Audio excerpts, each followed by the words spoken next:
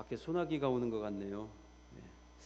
그래도 돌아갈 때는 멈춰 있을 겁니다.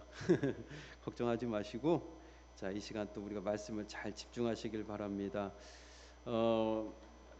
성질 급한 한 회사에 사장님이 부임을 했어요. 성질이 얼마나 급한지 아무튼 사람들이 다 주시하고 또 긴장하고 있었습니다. 어느 날 그 회사 사장이 내가 이 회사에 부임한 이후로 가장 게을러 터진 직원들은 내가 무조건 잘라내겠다, 해고를 시키겠다라고 공포를 했습니다. 이렇게 다짐하고 이제 회사를 둘러보러 나간 거예요. 구석구석 회사를 둘러보고 있는데, 아니 때마침 한 젊은이가 회사 자판기 커피 앞에서 커피를 마시면서 놀고 있는 거예요. 그러자 그 사장이, 성질급한 사장이 젊은이를 부른 거예요. 어이, 이봐 젊은이, 당신 월급 얼마짜리야? 그렇게 물어본 거예요.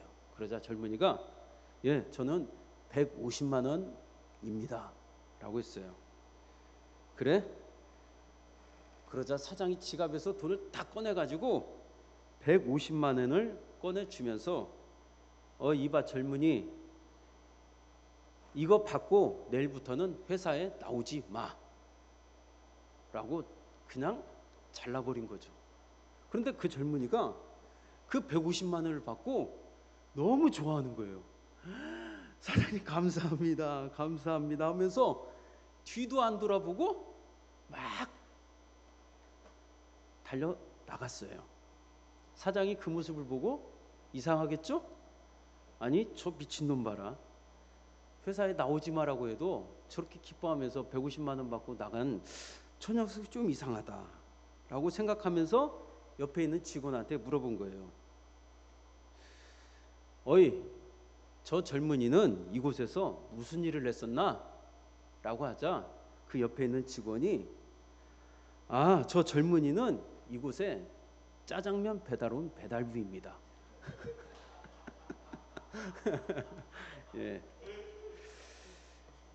우리 한번 이렇게 인사하겠습니다. 성질이 급하면 실수하게 됩니다. 시작. 네, 맞죠? 네, 항상 생각하고 또 생각하고 그래야겠습니다. 아까운 150만 원만 사장은 날아갔네요. 그쵸? 네. 자, 오늘 말씀 제목은 사랑 없는 비극, 사랑 없는 비극이라는 제목으로 나누고자 합니다. 19장을 전부 다 다룰 건데요. 저희가 9절까지만 읽어봤지만 제가 19장을 잘 한번 내용을 설명해 드릴게요. 19장은 무슨 내용이냐면 이스라엘이 하나님 말을 안 들을 때예요. 왕이 없을 때라고 돼 있죠. 19장 1절에 하나님이 왕인데 하나님을 왕으로 인정하지 않고 본인들이 주인이 되어 살아가는 그 타락한 시대를 말합니다. 그런데 그때 레위 사람이라는 사람이 살고 있었어요. 레위 사람. 여러분, 이스라엘은 신분 계급이 굉장히 뚜렷합니다. 가장 피라미드 구조인데 가장 최상위층이 누구냐? 따라서 하겠습니다. 제사장. 그리고 그 제사장 밑에는 누구냐? 레위인. 그리고 그 레위인 밑에는 또 유대인입니다. 유대인. 그리고 그 유대인 밑에는 이제 평민들이겠죠. 가장 최상위층이 제사장이고 그 다음에 레위인이에요. 근데 또 이 레위인들은 어떤 사람들이냐? 제사장을 일을 같이 도맡아서 또는 제사장이 될 수도 있는 잠재적인 제사장들을 말합니다. 그러니까 제사장과 레위인은 같은 계급이라고 말해도 틀리지 않습니다. 아무튼 굉장히 계급이 높은 사람인데 이 레위인이 첩을 두었대요. 정부인이 아니라 첩을 두었다라는 겁니다. 자, 여러분 제사장은 첩을 두면 돼요, 안 돼요? 안 되죠. 근데 여기서 첩을 두었다라는 것은 이 제사장이 올바른 행실을 행하며 살았다는 거예요, 아니다라는 거예요? 아니었다라는 거죠. 이렇게 첩을 두고 살았는데 갑자기 이 첩이 부적절한 행동을 했나 봐요. 그래서 넉 달 동안 친정 아버지 집에 나가 살고 있었어요. 별거를 한 겁니다. 레위인하고.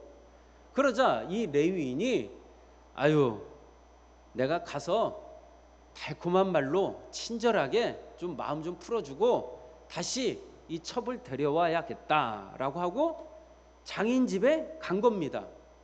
그런데 이 장인이 참 좋으신 분이셨나 봐요.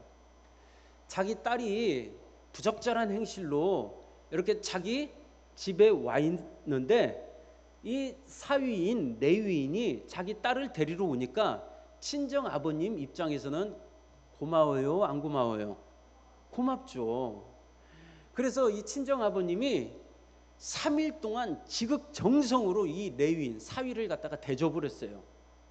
그러자 넷째 날이 되자 사위가 떠나려고 하자 아이 오서방 하루만 더 있다가 그러면서 또 대접을 해요. 그리고 나서 넷째 날이 지나고 이제 다섯째 날이 지나서 아침에 가려고 하는데 또 장인이 잡아요, 안 잡아요? 잡아요. 좀만 더 있다가. 그러면서 아침을 든든히 먹이고 이제 그 다섯째 날 저녁이 될 때 이 레위인이 아내를 데리고 집으로 돌아갑니다. 근데 이때는 차가 있었어요, 없었어요? 기차가 있었어요, 없었어요? 비행기가 있었어요, 없었어요? 없었죠. 그렇게 아내를 데리고 나귀를 타고 떠났는데 길이 먼 거예요.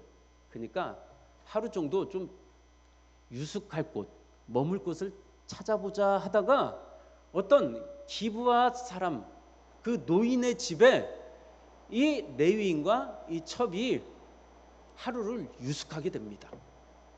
그런데 정말로 말하기 너무나도 이 참 민망할 정도로 심각한 일이 터져버려요. 어떤 일이 터지느냐? 레위인하고 그 첩하고 그리고 그 집의 주인 노인하고 같이 저녁을 보내고 있는데 밖에서 쾅쾅쾅쾅쾅 문을 두드리는 거예요. 누가? 그리고 봤더니 그 동네에 불량배들이 와가지고 그 레위인을 우리한테 넘겨줘 라고 합니다. 왜 넘겨주라고 했을까요? 남자 불량배들이 와가지고 남자 레위인을 갖다가 넘겨주래요. 왜 그런가 봤더니 동성애를 하려고 남자가 남자를 겁탈하려고 그 레위인을 보내주래요. 그러자 그 집의 노인이 아이고 안 됩니다. 우리 집에 온 손님인데 어떻게 그럴 수가 있습니까? 그러자 계속 불량배들이 협박을 하는 거예요. 그러자 노인이 홧김에 뭐라고 말하느냐? 차라리 내 아내, 내 딸이나 아니면 이 레위인의 첩을 데려가지 남자가 어떻게 남자를 동성애를 하냐? 안 된다라고 합니다. 그러자 이 불량배들이 계속 고집을 꺾지 않으니까 레위인이 어떻게 판단을 하냐? 자기 첩을 그 불량배들한테 넘겨줘버려요. 그리고 나서 그 첩이 그 불량배들한테 끌려가서 밤새도록 모욕을 당하고 능욕을 당하고 성폭행을 당해서 초죽음이 돼서 그 자기를 버린 남편 레위인임에도 불구하고 그 남편한테 몸을 기어서 찾아갔어요. 그런데 그 남편 놈은 레위인, 죄송합니다 놈이라고 해서 그 남편은 아내가 오는지 무슨 일을 당했는지 거기에 관심도 없고 그냥 하루를 꼬박 거기서 잘 자고 아침에 떠나려고 합니다. 혼자 집으로 가려고. 문을 딱 열었더니 그 문지방에 그 첩에 손이 다 걸려 있는 거예요. 세상에. 여자가 그렇게 성폭행을 당하고 능욕을 당하고 밤새 몸이 다 망가져서 그 자기 남편이 있는 곳까지 왔는데 그 문지방에서 죽은 거예요.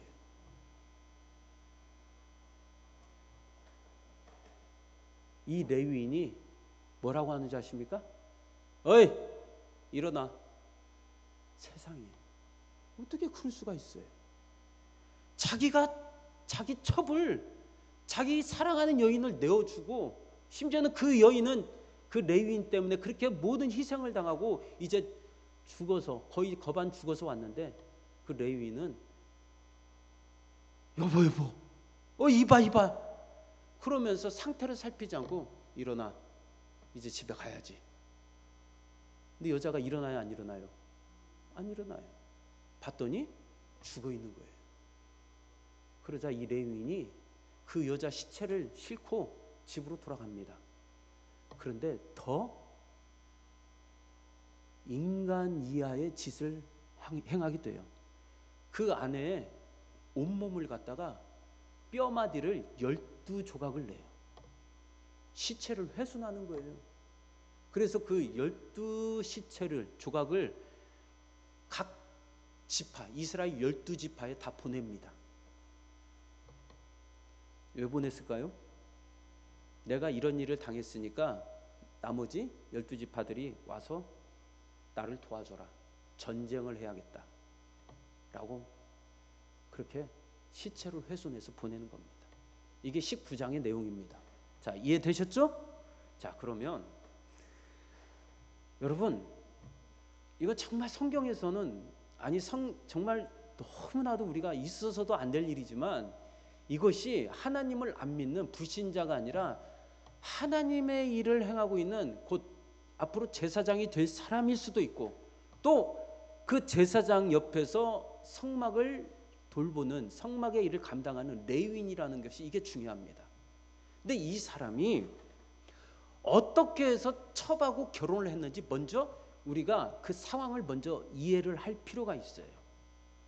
여러분, 첩이랑 결혼한 것은, 이것은 그 첩을 사랑해서가 아니라 자신의 욕망 때문에 결혼한 거예요.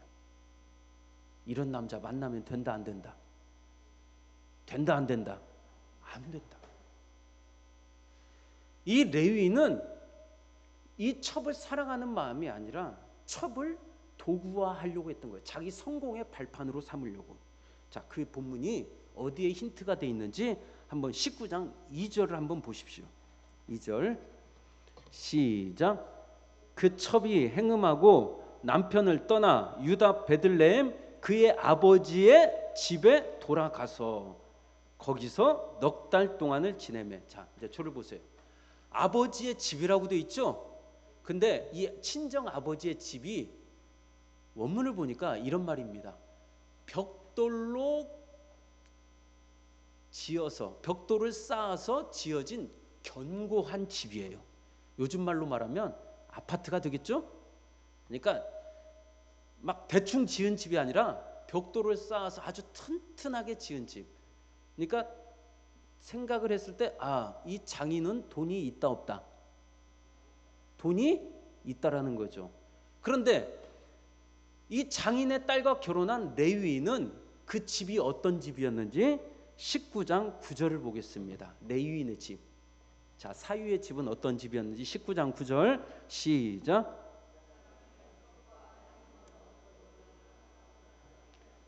그 여자의 아버지가 그에게 이르되 보라, 이제 날이 저물어 가니 청하건대 이 밤도 유숙하라. 보라, 해가 기울었느니라. 그대는 여기서 유숙하여 그대의 마음을 즐겁게 하고 내일 일찍이 그대의 길을 가서 그대의 집으로 돌아가라. 이제 저를 보세요. 아까 장인의 집은 벽돌로 쌓은 집이라고 했죠. 근데 이제 장인이 사위한테 그럽니다. 좀 더 있다가 그대의 집, 사위, 그대의 집으로 돌아가. 좀만 있다가.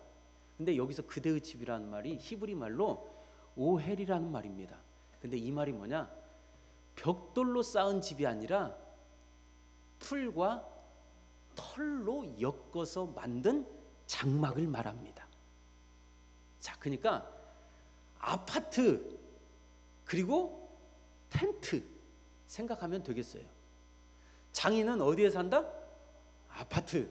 사위는 어디에 산다? 텐트. 장인은 돈이 있다 없다? 많다. 사위는 돈이 없다. 자, 이 레위인은 또 그럴 수밖에 없었어요. 왜냐하면 레위인들은 땅을 분배받지 못했고 그 성읍에서 그 제사장 일을 감당할 때 그 사람들이 하나님 앞에 제물로 가져온 제사를 드리고 온 그 제물의 분깃을 소유하는 것이 그들의 목이었지, 그들은 어떤 재테크를 해서 아니면 땅을 사서 아니면 땅을 일구어서 자기 영역을 넓힐 수 있는 형편을 살 수 없었어요. 그런 형편으로. 그래서 레위인들은 항상 녹록치 않았다라는 것이죠. 그런데 이 레위인은 왜 그러면 첩을 두면서까지 불법으로 결혼을 했냐? 바로 장인의 재력을 도움을 받으려고 했다는 거죠. 사랑이 우선이 아니라 다시 말하면은 물질 그리고 장인의 도움을 받기 위하여. 이 사랑 없는 결혼이 그리고 이 만남이 어떠한 비극을 낳게 됩니까? 자, 우리 19장 22절부터 26절을 보겠습니다. 이 사랑 없는 비극. 19장 22절부터 26절까지. 자, 저하고 한 구절씩 교독하겠습니다. 22절 제가 먼저 봅니다. 그들이 마음을 즐겁게 할 때 그 성읍의 불량배들이 그 집을 에워싸고 문을 두들기며 집 주인 노인에게 말하여 이르되 네 집에 들어온 사람을 끌어내라. 우리가 그와 관계하리라 하니.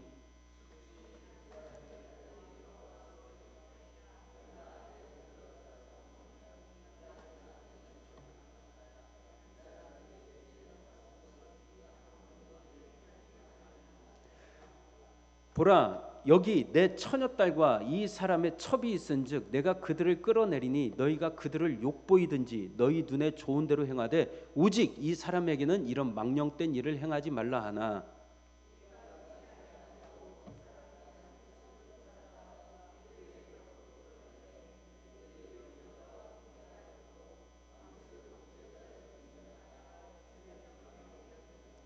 다 같이 봅니다. 동틀 때 여인이 자기의 주인이 있는 그 사람의 집문에 이르러 엎드러져 밟기까지 거기 엎드려져 있더라. 아멘. 자, 여러분, 이 사랑 없는 만남을 통하여 이 레위인과 첩이 어떤 문제가 발생했죠. 불량배들이 찾아온 겁니다. 불량배들이 찾아와서 그 레위인하고 관계하겠다, 곧 성관계 동성애하겠다라고 하니까 그 집주인 노인이 아이고 그래도 우리 집에 온 손님인데 어떻게 동성애를 하냐, 안 된다 라고 하자 차라리 그러면은 내 딸이나 이 사람의 첩, 이성간에 관계하도록 차라리 내 딸이나 이 사람의 첩을 내어주겠다 라고 합니다. 그러자 사람들이 고집을 안 꺾자 이제는 그 첩의 보호자인 레위인이 나서서 아유 내 첩 데려가 라고 내어줘 버려요. 여기서 우리가 왜 그랬을까요? 레위인이 왜 이런 행동을 했을까요? 사랑이 없어서. 맞아요. 그리고 두 번째, 누구를 보호하려고? 맞습니다. 사랑이 없고 두 번째는 누가 살려고? 자기가 살려고. 레위인은 율법이 있었어요. 동성애를 금하는 자들을 다 죽이라라고 했어요. 그리고 짐승하고 수간하는 자들도 다 죽이라고 했어요. 그 죽이는 자들이 누구냐? 레위인들이에요. 그런데 그 법을 집행해야 할 자가 자기가 동성애를 하면은 이건 어떻게 돼요? 자기 밥그릇 어떻게 돼요? 직장에서 어떻게 되겠어요? 잘리는 거죠. 예를 들어 공무원이 공무원의 어긋나는 공무원의 품위를 손상시키는 일을 갖다가 해버리면 어떻게 되겠어요? 공무원 잘리죠. 레위인은 어떤 일을 했던 사람이냐? 동성애를 하는 사람들을 잡아다가 처벌했던 사람이었어요. 요즘 말로 말하면 경찰관이기도 하죠. 법 집행자입니다. 거기다가 짐승하고 수간을 하는 사람들을 갖다가 또 찾아내서 법 집행을 했던 자예요. 그런데 본인이 오늘 여기서 동성애로 그렇게 피해를 입게 되면 자기는 어떻게 돼요? 끝나는 거예요. 사랑이 없어서 여자를 내어주기도 했고, 두 번째는 누구를 지키려고? 자기를 지키려고 자기 아내를 처벌 희생을 시키는 겁니다. 맞죠? 그러면서 이 여자가 밤새도록 능멸을 당하고 왔는데 이 여자의 시체를 갖다가 거두어서 12조각을 내요. 12조각을 내고 이스라엘 지파들에게 보내줍니다. 여러분, 이스라엘 지파들이 난리가 났겠죠? 감히 우리 레위인, 우리 어른을, 우리 지파의 어른의 집안을 누가 이렇게 쉽게 말하면 고통을 줬느냐라고 12지파가 모여서 일단 진실을 들어보자 라고 레위인을 불러다가 진실을 듣게 됩니다. 근데 여기서 재밌어요. 이제 이 레위인이 뭐라고 교묘하게 거짓말을 하는지 한번 보겠습니다.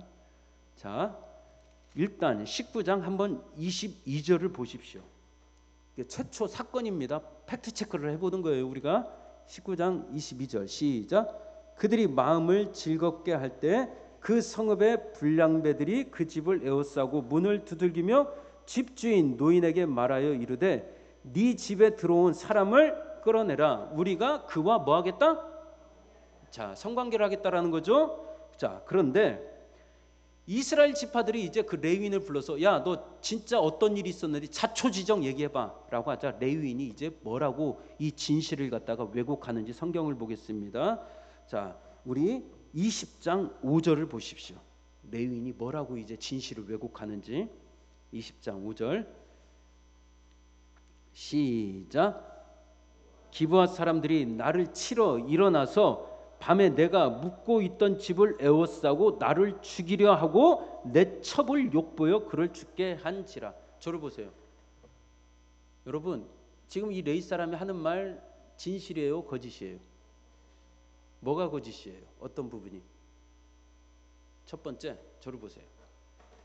기브아 사람들이 레위 사람을 죽이려고 했어요? 아니에요. 근데 레위 사람은 기브아 사람들은 레위 사람하고 동성애 관계를 맺으려고 했죠.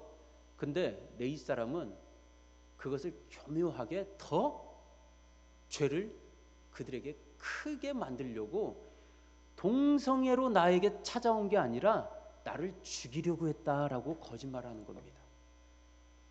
아까 9장 22절에 보면은 죽이려고 했다는 말이 없어요. 그 사람 집에 에워싸서 야, 그 사람하고 우리가 상관하려고 하니까 내어줘 라고 하는 겁니다. 그런데 20장 5절에서는 나를 치러 일어나서 밤새 묵고 있던 집에 나를 에워싸고 나를 죽이려 했다라고 합니다. 동성애 하려고 했다는 말은 쏙 빼요. 뭐 하려고 했다? 죽이려고 했다. 여러분, 요즘에도 그렇죠. 성폭행의 죄가 더 큽니까? 살인죄가 더 큽니까? 살인죄가 더 크잖아요. 맞죠? 그거예요. 죄를 갖다가 더 크게 확대시키는 겁니다. 그리고 두 번째, 이 또 레위인이 뭐라고 거짓말합니까? 20장 5절에 보면은 나를 죽이려 하고 내 첩을 욕보여 그를 죽게 한지라. 저를 보세요. 여러분, 내 첩을 욕보이게 한 게 누굽니까? 레위인이에요. 왜? 레위인이 내어줬어요. 그 불량배들은 첩을 먼저 성폭행하려고 한 게 아니었어요. 근데 그 레위인이 자기를 갖다가 지키려고 첩을 내어줬어요. 그러니까 지금 이 진실을 갖다가 얘기하지 않고 절반의 진실만 얘기하고 있는 거예요. 누가? 레위인이. 자, 왜 그래요? 계속 자기를 지키려고 하는 거예요. 자기 보호인 거예요. 내 자존심을 건드린 저놈들을 내가 어떻게 해서든 내가 죽여야겠다. 그냥 내 첩에 대한 애정 이건 없어요. 내 처에 대한 어떤 죽음에 대한 억울함 이거 없어요. 그냥 내 자존심 건들고 나를 죽이려고 한 거 나는 거기에 대한 이 복수밖에 없는 거예요. 그 첩에 대한 사랑 없어요. 자, 이제 말씀을 가름하도록 하겠습니다.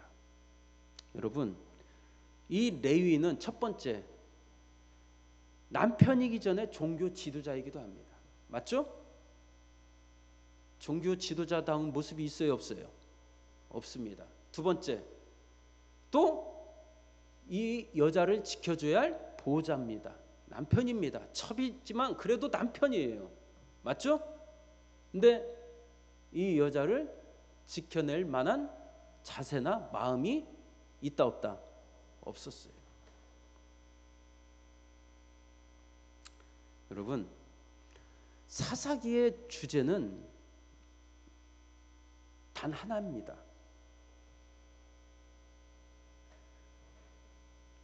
우리가 지금까지 보았던 삼손, 에훗, 뭐 이런 모든 사사기에 나오는 유명한 사사들 다 하나님 앞에 나중에는 죄를 짓게 되는 연약한 자들이었어요. 그리고 또 이 사사기에 나오는 종교 지도자들조차 정말로 우리가 본받을 만한 사람이 있다 없다? 없다라는 거예요. 그래서 사사기의 주제는 하나입니다. 영원한 변치 않는 사사 예수 그리스도, 영원히 변하지 않는 진실한 대제사장 누구? 예수 그리스도. 영원히 변하지 않는 우리의 신랑 되신 남편 누구? 예수 그리스도. 계속 사사기는 예수를 소망하게 하는 것입니다. 동서남북 어디를 봐도 이 타락한 세상에서 정말로 우리가 의지할 사사, 의지할 제사장, 의지할 우리의 가족, 보호자, 남편은 누구밖에 없다? 예수밖에 없다는 것을 우리에게 말하고 있는 겁니다. 오늘 이 레위인의 모습을 보면서 바로 사사기의 저자는 그걸 말하고 싶었던 거예요. 이 레위인은 자신을 지키려고 심지어 아내의 몸을 12조각을 찢어버린 겁니다. 그러나 여러분, 마태복음 26장 26절에 보면 어떠한 사건이 나옵니까? 예수님은 자기 12 제자들을 지키려고 자기 몸을 찢어버렸어요. 12조각을 내셨습니다. 예수님이 26장 26절에서 보면 마태복음 떡을 떼어서 나눠줍니다. 제자들에게 나눠줘요. 12제자들에게 12덩이를 자기 살을 떼어 주시는 겁니다. 자기를 지키려고 아니라 자기의 신부된 앞으로 이들을 통하여 세워질 교회 성도들, 그 성도들에게 자기 몸을 12조각을 찢어서 주는 거예요. 이게 바로 우리의 영원한 신랑 되신 예수 그리스도가 우리를 사랑하시고 계시는 증거와 그리고 그 모습을 우리에게 그렇게 보여주고 있는 것입니다. 여러분, 온 세상 날 버려도 주 예수 안 버려. 끝까지 나를 지켜주시니. 그분이 누구시라고요? 예수 그리스도. 우리를 영원히 지켜주고 보호해줄 사람은 없습니다. 레위인조차도 그랬잖아요. 바로 사사기는 그걸 말하고 있는 겁니다. 우리의 영원한 신랑 되신 남편 되신 예수 그리스도, 그분만이 우리의 영원한 보호자시고 그분은 오히려 우리를 위해서 자기 몸을 12조각을 내어서 찢겨 죽어서 우리를 구원하시고 끝까지 지켜주시는 그 사랑을 그렇게 역설적으로 오늘 이 사건을 통하여 우리에게 말하고 있다는 것을 믿으시기 바랍니다. 여러분, 그래서 에베소서 5장 25절에 보면 이런 말씀이 있습니다. 그리스도께서 교회를 사랑하시고 그 교회를 위하여 자신을 주셨느니라. 할렐루야. 그 교회가 누굽니까? 바로 신부입니다. 아내인 성도, 우리를 말합니다. 우리를 위하여 자기 몸을 내어주셨대요.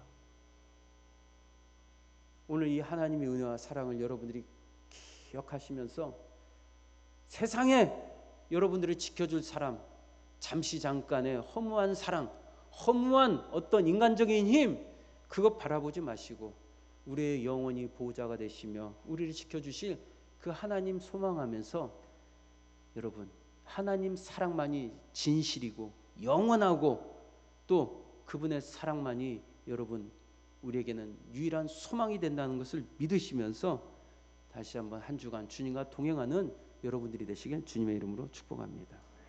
우리 찬송가